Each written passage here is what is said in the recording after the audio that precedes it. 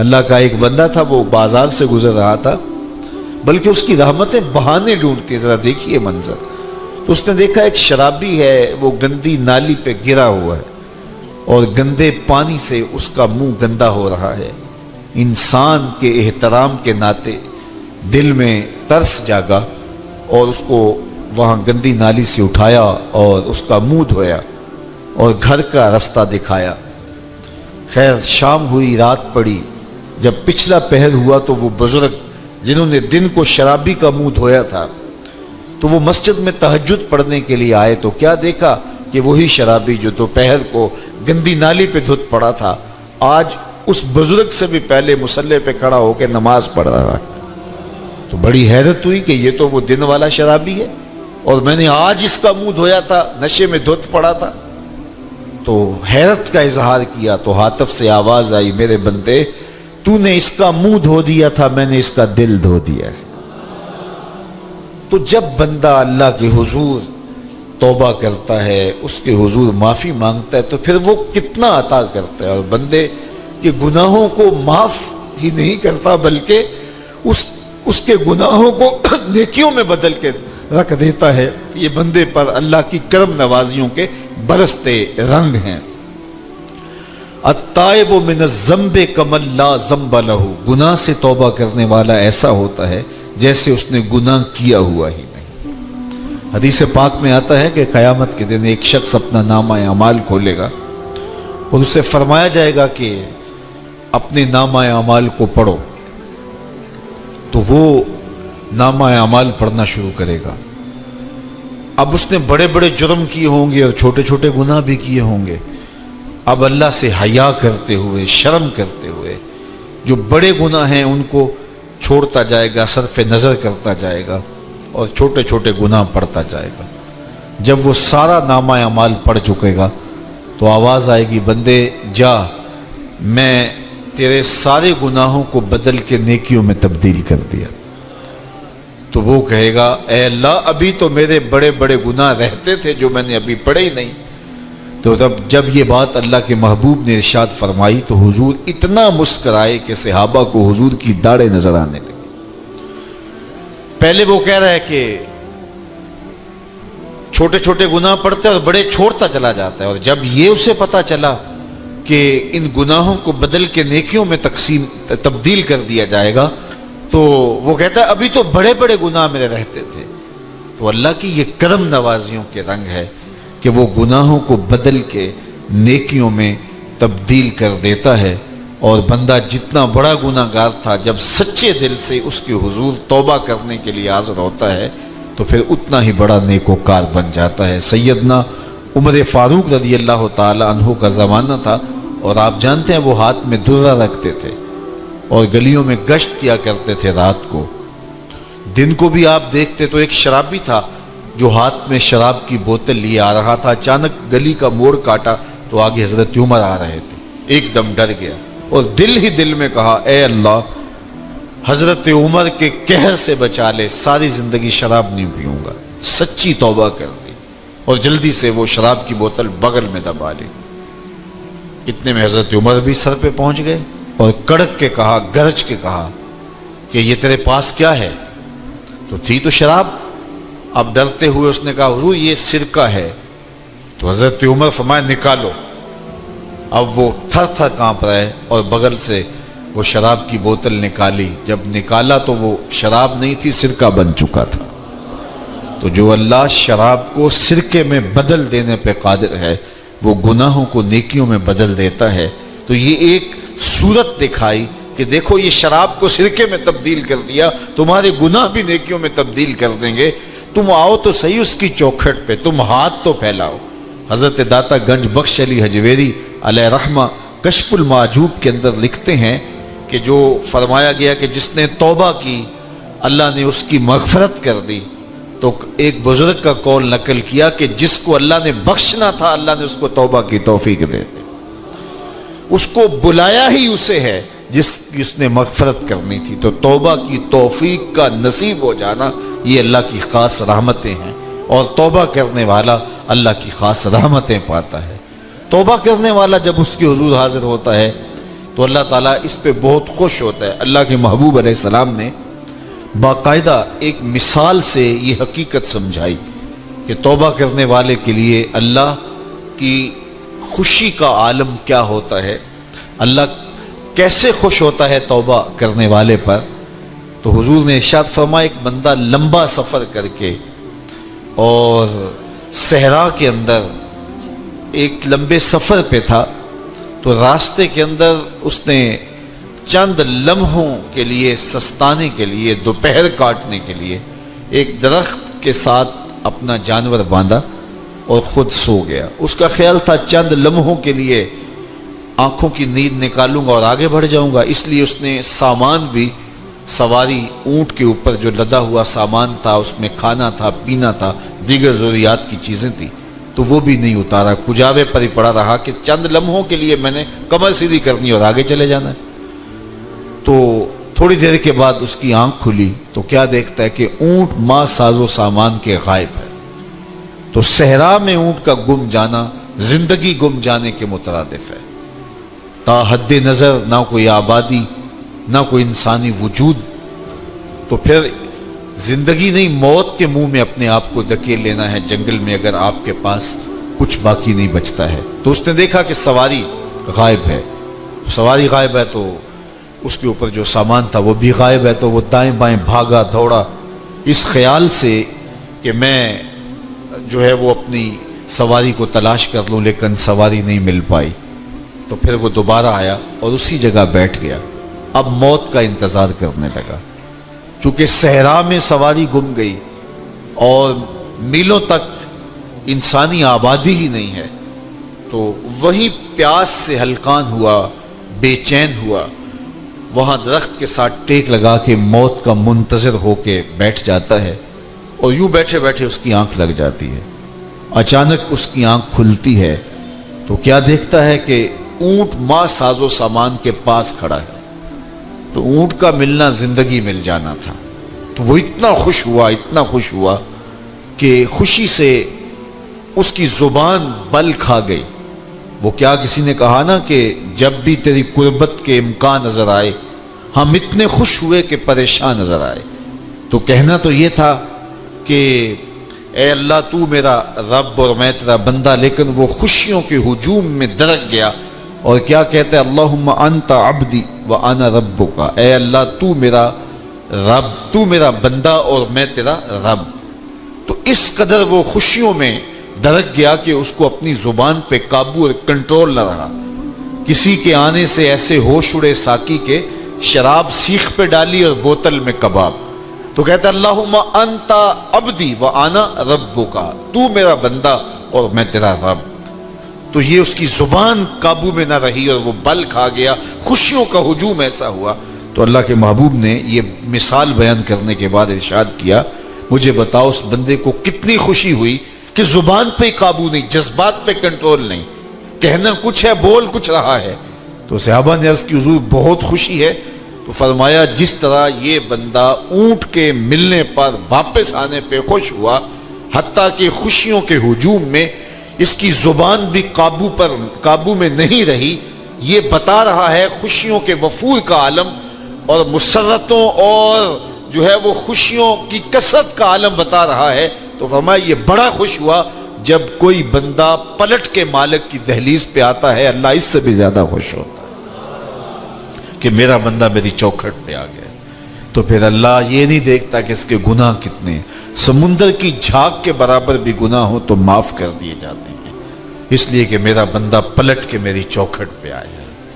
تو توبہ اللہ کو محبوب ہے، اللہ کو مطلوب ہے، اللہ کو چاہیے کہ بندہ اس کے حضور آئے اور پھر اللہ جل شانہ اس کی مغفرت و بخشش فرما دیتا ہے۔ یہ موسم نور کے موسم ہے، عام دنوں میں بھی توبہ کرو، دن میں کرو یا رات کو کرو، کسی بھی مقام پہ توبہ کرو، اللہ معاف کر دینے والا ہے۔ لیکن یہ خاص ایام تو ایسے ہیں کہ اللہ کی رحمتیں بندوں کو معاف فرما دیتی ہیں، اور اگر کوئی توبہ کا جو ہے وہ دامن پکڑ کے آ جائے، اس کے حضور حاضر ہو جائے، تو پھر اللہ تعالیٰ جل شانہ بندوں کی خطائیں بھی معاف کرتا ہے اور ان کے گناہوں کو بدل کے نیکیوں میں تبدیل کر دیتا ہے۔ خوش نصیب ہیں وہ لوگ جو ان بابرکت ایام میں اپنی بخشش کا سامان کر لیتے ہیں، اور ان سے بڑا بدبخت بھی کوئی نہیں جو ان سہانے موسموں میں بھی پیاسے رہتے ہیں اور ان موسموں میں بھی ان کی بخشش و مغفرت نہیں ہو پاتی۔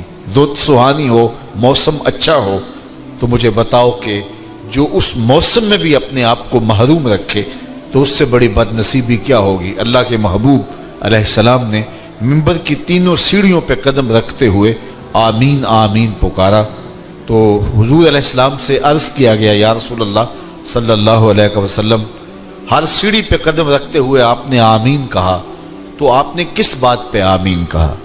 فرمایا جبریل امین حاضر خدمت ہوئے اور انہوں نے کہا اس شخص کی ناک خاک آلود ہو جو ماہ صیام رمضان المبارک کو پائے اور اپنی بخشش نہ کروا سکے۔ تو میں نے اس پہ آمین کہا کہ اتنا مقدس مہینہ نصیب ہو، اتنا سہانا موسم آئے اور وہ پھر جہاں کھڑا تھا وہی کا وہی کھڑا رہے۔ میں اور آپ اپنا محاسبہ کر سکتے ہیں۔ موسم رحمت اور فصل نور رمضان المبارک اپنا آدھا سفر طے کر چکا ہے، یہ مبارک مہینہ آدھا سفر اس کا بھی باقی ہے۔ تو میں اور آپ ذرا اپنے آپ کو اپنے ضمیر کی عدالت میں کھڑا کر کے اپنے آپ کو دیکھ کر کے دیکھیں، سوچیں کہ ہم نے ان 15 دنوں کے اندر کتنا سفر طے کیا۔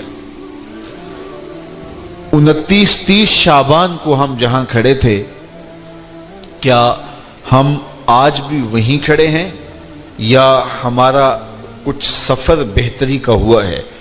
اور اگر ہم وہیں کے وہیں کھڑے ہیں تو پھر ابھی وقت ہے ہم بقیہ 15 دنوں میں اللہ کی رضا جوئی کے لیے کوشاں ہو جائیں، ورنہ کتنی بڑی وعید ہے۔ جبریل دعا کر رہے ہیں اور اس پہ حضور آمین کہہ کے مہر لگا رہے ہیں، اس شخص کی ناک خاک آلود ہو جو ماہ صیام کو پائے اور اپنی بخشش نہ کروا سکے۔ مجھے اور آپ کو پتہ ہے کہ ہم کہاں کھڑے ہیں۔ بل الانسان علی نفسہ بصیرہ ولو القی معاذیرہ، انسان خود اپنے آپ کو جانتا ہے کہ میں کہاں کھڑا ہوں، وہ اپنے آپ کو خود دیکھتا ہے۔ ایک تو فیصلہ قیامت کے دن ہوگا، نامہ اعمال تولے جائیں گے اور نامہ اعمال کے تلنے کے بعد پتہ چلے گا نیکیاں کتنی ہیں اور برائیاں کتنی ہیں۔ لیکن ایک ہم اپنے ضمیر کے اندر ترازو گاڑ کر کے اپنے عمل تول سکتے ہیں اور ہمیں پتہ ہے ہم نے نیکیاں کتنی کی، ہمیں پتہ ہے ہم نے برائیاں کتنی کی۔ جو نیکیاں کی ان میں اللہ کی رضا کے لیے کتنی کی، لوگوں کے دکھاوے کے لیے کیا کیا، خواہش نفس کے لیے کیا کیا۔ لوگ اس کو نیکی سمجھتے رہے لیکن ہم تو سمجھتے ہیں وہ نیکی ہے کہ نہیں ہے۔ اس طرح جو برائیاں کی وہ تو برائیاں ہیں۔ تو میں اور آپ اپنے ضمیر کی عدالت میں ترازو گاڑ لیں اور اپنے اعمال کو ابھی تول لیں۔ فرمایا گیا حاسبو قبل ان تحاسبو، قبل اس سے کہ تمہارا حساب کیا جائے تم اپنا حساب پہلے ہی کر لو۔ تو اپنے اندر کی ستھرائی، اپنے اندر کی پاکیزگی۔ ایک مفسر نے بڑی خوبصورت خسارے کی بات کی۔ وہ کہتا ہے کہ خسارہ یہ ہے کہ ایک شے کو ایک حسن دیا گیا ہے، دوسرے حسن سے اسے محروم رکھا گیا ہے، تو وہ شے کہتی ہے کہ میں خسارے میں۔ مثال کے طور پہ یہ پھول ہی ہیں، ان میں خوشبو ہے لیکن روشنی نہیں ہے، اندھیرے میں رکھ کے چراغاں نہیں کیا جا سکتا۔ چاند میں روشنی ہے لیکن خوشبو نہیں ہے، تو چاند کہتا ہے میں خوشبو کے خسارے میں ہوں، پھول کہیں گے میں روشنی کے خسارے میں ہوں۔ اسی طرح بلبل کہتے ہیں میری آواز میں تو جادو ہے لیکن میرے پنجوں میں زور نہیں ہے۔ شیر کہتا ہے میرے پنجوں میں تو زور ہے لیکن میں اڑنا نہیں جانتا۔ کوئل کہتی ہے میری آواز میں تو جادو ہے لیکن رنگ میرا کالا ہے۔ مور کہتا ہے میرا رنگ بڑا سونا لیکن میرے پاؤں بدصورت ہے۔ ہر شے کسی نہ کسی طرح خسارے میں۔ انسانوں کو دیکھ لیں، ایک بچے سے پوچھ لیں، وہ کہتا ہے میرے پاس بچپنے کی معصومیت تو ہے تو لیکن میرے پاس جوانی کا زور نہیں ہے۔ ایک جوان سے پوچھیں، وہ کہتا ہے میرے پاس جوانی کا بانک پن تو ہے لیکن میرے پاس بڑھاپے کے تجربے نہیں۔ ایک بوڑھے سے پوچھیں، وہ کہتا ہے میرے پاس بڑھاپے کے تجربے تو قطار اندر قطار ہیں لیکن میرے پاس اب بچپنے والی معصومیت نہیں رہی۔ وہ اپنی خوشی سے آنا، وہ اپنی خوشی سے جانا۔ اقبال نے کہا تھا جنبش زنجیر در سے لطف آتا تھا مجھے، کوئی کنڈا بھی ہلا کے چلا جاتا تو اس سے بھی بچہ لطف کشید کرتا ہے۔ آج تو نغمے نہیں نہ بہلاتے، اس وقت وہ زنجیر کا ہلنا بھی طبیعت کے اندر ایک کیفیت پیدا کر دیتا تھا۔ اپنے جل جانے کا بھی احساس نہیں تھا، جلتے ہوئے شعلوں کو چھیڑا کرتے تھے۔ اب تو ایک آنسو بھی باعث رسوائی ہے، بچپن میں جی بھر کے رویا کرتے تھے۔ آج دنیا چاند پہ پہنچنے کے لیے بے چین ہے، کیسا زمانہ تھا جب خود ہی چاند ہوا کرتے تھے۔ آج دنیا عالی نسب محال بنا کر کے بھی اتنی تسکین نہیں پاتی، لیکن کیسا زمانہ تھا کہ گلی میں کوئی ریت پھینک جاتا تو بچہ پاؤں کے اوپر ریت تھپک پھر ہولے سے پاؤں نکال لیتا، اگر وہ گھروندہ بچ جاتا تو اتنی خوشی ہوتی۔ آج کوٹھی اور محل بنا کر بھی اتنی خوشی نہیں ہوتی جو دن میں کئی مار نصیب ہوتی تھی۔ وہ کاغذ کی کشتی، وہ بارش کا پانی، وہ رنگ ہی اور تھا، زمانہ ہی اور تھا۔ تو وہ کہتا میرے پاس تجربے تو قطاروں میں ہیں، لیکن کیا کروں، میرے پاس اب بچپنے کی وہ معصومیت نہیں رہی، لہٰذا میں خسارے۔ اس طرح ہر شے کسی نہ کسی طرح خسارے۔ ایک عالم کہتا ہے کہ میرے پاس علم کا نور تو ہے لیکن میرے پاس سحری کے سجدے نہیں ہیں۔ ایک شب زندہ دار کہتا ہے میرے پاس سحری کے سجدے تو ہیں لیکن میرے پاس علم کا جمال نہیں ہے۔ ایک خوشگلو شخص کہتا ہے میرے پاس جو ہے وہ گلے کا جمال تو ہے لیکن میرے پاس تحقیق کا وہ جوہر نہیں ہے۔ اور ایک محقق کہتا ہے میرے پاس تحقیق کے آبگینے اور تحقیق کے جو ہیں وہ میدان میں میرے پاس شاہ سواری تو ہے، لیکن کیا کروں، تحقیق میرے اندر ہی ہے، میرے لہجے کے اندر وہ آواز میں وہ بانکپن نہیں ہے کہ میں اپنی بات کو لوگوں تک اچھے انداز سے پہنچا سکوں۔ تو ہر شے کسی نہ کسی طرح خسارے میں ہے، کسی کو کسی شے کا خسارہ، کسی کو خوشبو ہے روشنی کا خسارہ، کسی کے پاس روشنی ہے خوشبو کا خسارہ، کسی کے پاس علم ہے لیکن اس کو جو ہے وہ آواز کا خسارہ، کسی کے پاس آواز ہے لیکن اس کو علم کا خسارہ، کسی کے پاس بچپن ہے تو بڑھاپے کا خسارہ، بڑھاپا ہے تو بچپنے کا خسارہ۔ ہر شے کسی نہ کسی طرح خسارے میں ہے۔ لیکن پھر خود ہی کہتا ہے اگر تمہیں شوق ہو کوئی ایسی ذات بھی دیکھیں جس میں کوئی خسارہ نہ ہو، حسن کی ساری شوخیاں، جمال کے سارے کرینے اگر ایک پیکر میں دیکھنے کا شوق آ جائے تو کہتا آؤ مدینے کی گلی میں آ جاؤ۔ رب نے ایک محمد ایسا بنایا ہے جس میں کوئی شے چھوڑی نہیں، سارے حسن اکٹھے کر دیے۔ حسن یوسف دم عیسیٰ ید بیضا داری، ہما دارند آنچ خوباں تو تنہا داری۔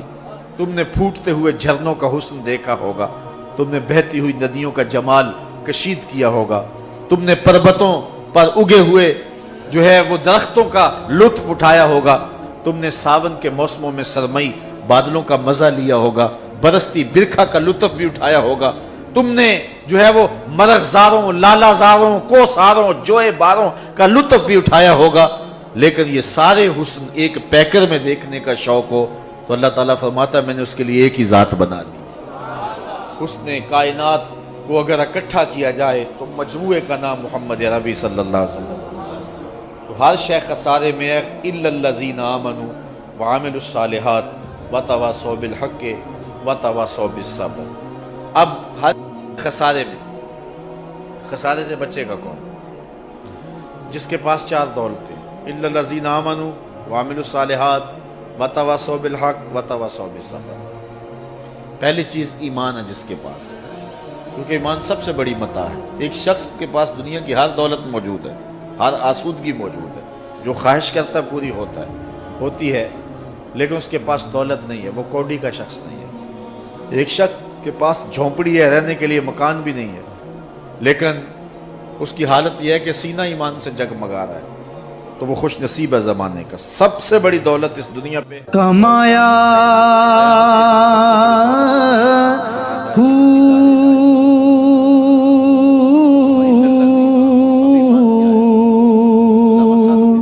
نام بھج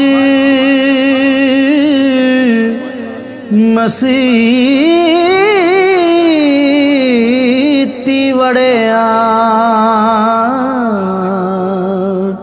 نا تسبا جاننے کو چڑیا بھی جانتے یہ پھول کھلا ہے، لیکن رقص بسمل کے تماشے تو بلبل ہی کرتی ہے۔ تو ایمان جاننے کا نام نہیں ہے، ایمان ماننے کا نام ہے۔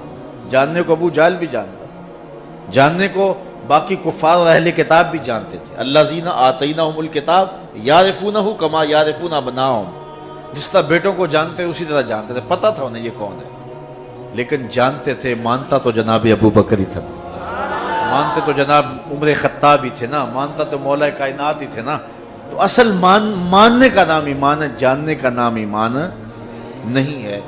तो अब ईमान का सादा मफहूम क्या हुआ कि हुजूर की ज़ात से वाबस्तगी का नाम, दिल बस्तगी का नाम ईमान, रूही और कल्बी ताल्लुक और निस्बत का नाम ईमान, हुजूर से वाबस्ता हो जाने का नाम ईमान।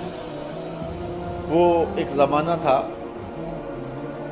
आजकल तो वो दौर गुजर गया, वो चक्की से आटा पीसते थे। जो पुराने लोग हैं उन्होंने चक्की देखी होगी, उसकी शक्ल सूरत ज़हन में आ गई होगी। अब भी अजायब घरों में और मुख्तलिफ जगहों पे वो चक्की मौजूद आपने भी देखी होगी। चक्की ऊपर उसके दो पत्थर होते हैं, एक नीचे वाला एक ऊपर वाला। नीचे वाला साकिन होता है, ऊपर वाला मुतारिक होता है। दरमियान में किल्ली होती है, उसके आसपास थोड़ी सी खाली जगह होती है और उसमें दाने डालते हैं, जिसको हम अपनी ज़ुबान में गाला कहते हैं। फिर उसके बाद उस ऊपर वाले पत्थर को घुमाते हैं, तो जो दाने उस किल्ली के साथ लग के रह जाते हैं वो बच जाते हैं, और जो किल्ली से हट जाते हैं वो पिस जाते हैं। अल्लाह कहता है, महबूब कसम तेरे ज़माने के इंसान खसारे में है, बचेगा वही जो तेरे दामन से लिपट के रहे। इन्नल्लज़ीना आमनू, वही बचेगा जो तेरे दामन से लिपट के रहेगा, और जो तेरे दामन से नहीं लिपटेगा, तेरे दामन से वाबस्ता नहीं होगा, वो बच नहीं सकेगा। ये दुनिया की ज़िंदगी तो 4 दिन की ज़िंदगी, असल ज़िंदगी आखिरत की ज़िंदगी। तो खसारा जो आखिरत के खसारे से जो बच गया वो बच गया। वैसे जो हुजूर अलैहिस्सलाम से वाबस्ता हो जाए वो दुनिया में भी खसारे में नहीं है, यहाँ भी मौज है और आखिरत में भी मौज ही मौज है। और जो हुजूर से वाबस्ता ना हुआ वो दुनिया के ऊपर जो मर्जी पाले फिर भी खसारे में, और आखिरत का खसारा तो है ही है ना। इसलिए अगर खसारे से बचना चाहते तो हुजूर के दामन से वाबस्तगी इख्तियार कर लो, हुजूर से ताल्लुक की मजबूती कायम कर लो, खसारे से बच जाओगे। दुनिया के कितने लोग थे लेकिन आज उनका निशान भी नहीं है। उस दौर का ओबामा, जब हुजूर जलवा फराज हुए, किसी को उस दौर के रूमी शहनशाह का नाम आता है पूरी मजलिस के अंदर? उस दौर के ओबामा का नाम मिट गया, खसारे में चला गया ना। लेकिन बिलाल हबशी का नाम तो सबको याद होगा। आज मिंबर मेहराब पे तज़किरा उन्हीं का है ना। तो इकबाल का यहाँ लहजा देखिए, इकबाल ये किसके इश्क का फैज़ आम है, इकबाल ये किसके इश्क का फैज़ आम है, रूमी फना हुआ हबशी को दवाम है। उस दौर का शहनशाह मिट गया लेकिन ज़ात का गुलाम है, रंग काला है, होंठ मोटे हैं। आज मिंबर और मेहराब पे नाम लिया जाता है तो दिलों को करार मिलता है। तो ये है खसारे से बचना। उस दौर के शहनशाह मिट गए, उनके कले और उनके नामवर महल्लात खंडरात में तब्दील होकर रह गए। ज़माना आज उनके नाम को भी नहीं जानता, लेकिन जो मेरे रसूल अलैहिस्सलाम से निस्बत रखने वाला है, ज़माने ने उनकी निस्बतों का भी एहतराम बाकी रखा हुआ है। और आज उनके नाम और उनके जिक्र और उनके तज़किरों की शमा फरोज़ा है। तो फिर खसारा किसको हुआ? जो हुजूर से दूर हुए या जो हुजूर वाले हैं? यकीनन जो हुजूर वाले हैं वो खसारे से बचे, और जो मेरे आका से दूर हट गए, चाहे सारी दुनिया समेटी हुई थी दामन के अंदर, लेकिन बर्बाद हो गए, तबाह हो गए। तो खसारे में है इंसान, बचेगा वो महबूब जो तेरे दामन से लिपट के रहे। अच्छा चलो वो तो दूर की कहानी है। आप लाहौर जाएं तो रावी के इस पार आपको जहांगीर का मकबरा मिलेगा, जहां दिन को भी हसरतें बरसती, और उसकी महबूब बीवी जो तख्त में उसके पीछे बैठती थी, और जब बादशाह का कोई फैसला उससे नागवारा होता, पीछे से कमर ठोंकती, बादशाह फैसला तब्दील कर देता। उसकी कब्र भी साथ ही बनी है, और वो भी हसरतों का मुंह बोलता सबूत है। उसकी बेटी है ज़ैबुन निसा, जिसका अपना शेर उसके लोहे मज़ार पे लिखा है, बर मज़ार माँ गरीबा न चरागे न गुले, न परे परवाना सोजत न सदाए बुलबुले। हम गरीबों की कब्र पे ना कोई चराग जलाने आएगा, ना कोई फूल डालने आएगा, ना किसी परवाने ने पर जलाने, ना किसी बुलबुल ने गीत गाने। ये रावी के इस पार की कहानी, ये दुनियादारों की कहानी है। अच्छा रावी का किनारा पार कर, एक लोहे मज़ार उधर भी है। अल्लाह अकबर। ये देखो खसारे से बचने वाले लोग, खसारे वाले लोगों की कब्र के ऊपर जानवरों की बींटें पड़ी हैं, जाके देख लो। और जो खसारे से बचे, गली में जो है वो फ़कीर गलीम पोश था, اور اپنا گھر بھی نہیں ہے، شادی بھی نہیں کی، اولاد بھی نہیں ہے کہ جو نام کو باقی رکھے، لیکن آج دیکھو جا کے آج لوح مزار پہ وہاں لکھا ہے گنج بخش فیض عالم مظہر نور خدا ناکساں را پیر کامل کاملاں را۔ دن کو چلے جائیں، شام کو چلے جائیں، دوپہر کو چلے جائیں، رات کے پچھلے پہر چلے جائیں، ورکنگ ڈے چلے جائیں، چھٹی کے دن چلے جائیں، مارشاء اللہ ہو، دفعہ 144 ہو، کرفیو آرڈر نافذ ہوا ہو، عید کا دن ہو، جس موسم میں بھی جائیں گے ہجوم عاشقہ ہی نظر آئے گا نا۔ تو یہ ہے خسارے سے بچے ہوئے لوگ، یہ ہے خسارے سے نجات پانے والے لوگ، حضور کے دامن سے وابستہ ہونے والے لوگ، ورنہ خسارہ ہی خسارہ ہے۔ اسمبلیوں میں خاک اڑتی ہے، جو ہے وہ آج میں کہتا ہوں ہمارے قبرستان میں ایک قبر ہے جس کے اوپر میں ایک دن قبرستان میں گیا تو کتبہ لکھا ہوا تھا سابقہ چیئرمین۔ تو ویسے قبرستان میں ہنسنا نہیں چاہیے لیکن مجھے ہنسی آئی، میں نے کہا یہ اب سابقہ ہو گیا، قبر میں جا کے یہ چیئرمین سابقہ چیئرمین ہو گیا، لیکن اللہ کا ولی قبر میں جا کے کبھی سابقہ ولی نہیں ہوتا۔ اللہ کا ولی قبر میں بھی ولی ہی ہوتا ہے، وہ وہاں جا کے سابقہ نہیں ہوتا ہے۔ یہ ہے بانک پن، یہ ہے خسارے سے بچنے کی صورت۔ تو اقبال یہ کس کے عشق کا فیض عام ہے، رومی فنا ہوا حبشی کو دوام ہے۔ یہ بانک پن ہے جو خسارے سے بچنے والے لوگوں کو نصیب کیا جاتا۔ مضمون لمبا ہے، آگے بڑھوں۔ وعامل الصالحات، خسارے سے بچنے کے لیے ایمان کے بعد دوسری بات اعمال صالحہ کا زیور ہے، جو آج ہمارا بہت بڑا مسئلہ ہے۔ ہم عمل کی بات تو جو ہے وہ اس سے گریز ہی کرنا چاہتے ہیں، بس ہم زبانی دعوی محبت رسول بھی اور زبانی ایمان کی بات پر اکتفا کر لینا چاہتے ہیں۔ مجھے ایک درویش نے کہا کہ اگر ابو جہل کو پتہ ہوتا کہ کلمہ بھی چلتا رہے گا اور ساتھ میری جھوٹی سرداری کا بھرم بھی رہے گا اور میرے مکر و دجل و فریب اور تلبیسات بھی چلتی رہیں گی، تو اس کو کیا ضرورت تھی اختلاف کرنے کی؟ اس کو پتہ تھا کہ کلمہ پڑھنے کا مطلب یہ ہے سر سے لے کر پاؤں تک حضور کا غلام ہونا پڑے گا۔ لیکن ہمارا حال یہ ہے کہ ہمارا کلمہ بھی چلتا رہتا ہے اور باقی سب کچھ بھی ساتھ ساتھ چلتا رہتا ہے، اور ہم جو ہے وہ عاشق رسول بھی رہتے ہیں اور باقی سب، ہم سودی کاروبار بھی کرتے رہتے ہیں اور ہم مومن بھی رہتے ہیں، حاجی صاحب بھی رہتے ہیں، ہمارا جو ہے وہ دورہ کام چلتا رہتا ہے۔ تو ایمان کے بعد دوسری بات جو ہے، قرآن نے ایک جگہ نہیں متعدد مقامات پہ جو ہے وہ ایمان کے بعد ہمیں اعمال صالحہ کا کہا ہے۔ قرب قیامت کے فتنوں کو حضور نے بیان کیا کہ عمل کا کھاتا کمزور ہو جائے گا اور لوگ صرف جو ہیں وہ ایک نام کے طور پہ مسلمان رہ جائیں گے۔ لا یبق من الاسلام الا اسمہ ولا یبق من القرآن الا رسمہ مساجدہم عامرۃ وہی خراب من الہدى۔